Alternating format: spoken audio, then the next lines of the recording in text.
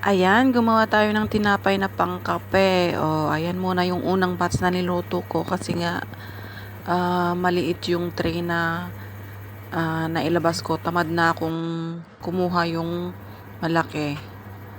Ito yung guys, yung ating unang batch. O, 'di ba? Ang ganda! Pwede na ako magtinda ng tinapay sa Pilipinas. Ayan.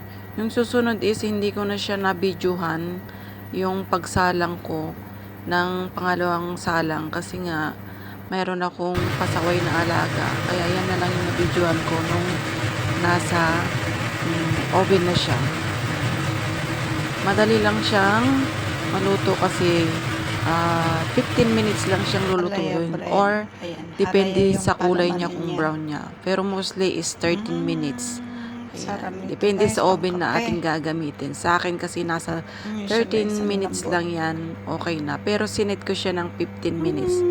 Pero nung chinek ko, okay na. Kaya tama na. Kasi pag nasobrahan siya guys ng bake is matigas.